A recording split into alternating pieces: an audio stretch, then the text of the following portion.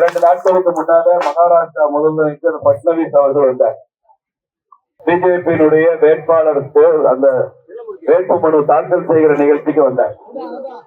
ஒரு முதலமைச்சர் இன்னொரு மாநிலத்தினுடைய முதலமைச்சர் இன்னொரு மாநிலத்தை சார்ந்த சட்டமன்ற உறுப்பினருடைய வேட்பாளருடைய வேட்புமனை தாக்கல் செய்த வரலாறே கிடையாது. இந்திய வரலாற்றிலே இல்லாத அளவு அது மகாராஷ்டிராவோட முதலமைச்சர். அவர் சொன்னார், இங்க தேசிய ஜனநாயக கூட்டணி வெற்றி பெறும், ஆட்சி மாறும், மதுரையில பாரதிய ஜனதா கட்சி வெற்றி பெறும். அப்போ இந்த வேட்பாளர் ராமஸ்ரீனிவாசனை அழைத்துக் கொண்டு போய் நரேந்திர மோடி அவர்கள் சொல்லி இவரது தலைமையில நான் மெட்ரோ ரயில் திட்டத்தை மதுரைக்கு கொண்டு வந்து தருகிறேன்னு மகாராஷ்டிரா முதலமைச்சர் உத்தரவாதம் கொடுத்தார். இது பொறுக்கல ஸ்டாலின்.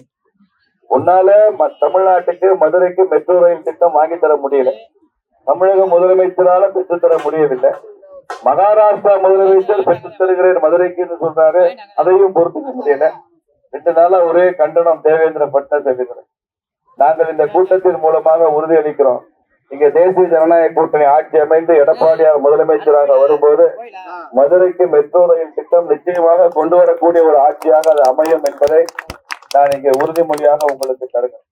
இந்த பகுதி மக்கள் பல ஆண்டுகளாக அவர்கள் வைத்துக் கொண்டிருந்த இயங்கிக் கொண்டிருந்த ஒரு கோரிக்கை, கப்பலோட்டிய தமிழன் ஐயா வ.உ. சிதம்பரம் பிள்ளை அவர்களுக்கு இங்கே ஒரு திருவுருவச் சிலை அமைக்க வேண்டும் என்பது. இங்கே ஆட்சி மாற்றம் ஏற்படும் போது தெற்கு சட்டமன்றத்தில் பாரதிய ஜனதா கட்சி வெற்றி பெறும்போது எங்கள் முன்னுரிமை தேர்தல் வாக்குறுதியை இந்த பகுதியில் ஐயா வ.உ.சி அவர்களுக்கு ஒரு சிலை வைக்கப்படும் என்பதுதான்.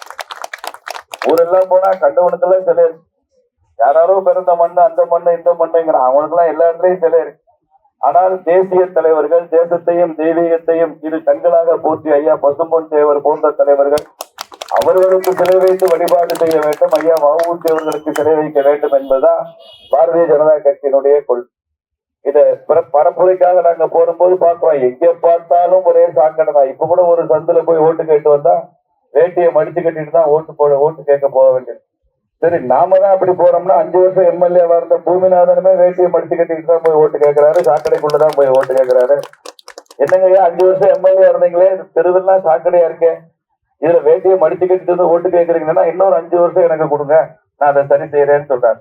ஒரு சாக்கடையை சரி செய்யறதுக்கு 10 வருஷம் எடுத்துக்கிற எம்எல்ஏ நமக்கு வேணுமா? 10 வருஷம் ஆகுமா ஒரு சாக்கடையை சரி செய்யறதுக்கு? இங்கே தொகுதியில ஆட்சி மாற்றம் நடத்தி திமுக வீட்டுக்கு அனுப்புங்க, 10 மாதத்துல அந்த பிரச்சனைகள் எல்லாம் சரி செய்கிறோமா இல்லையான்னு பாருங்க. 10 மாசம் போதும்.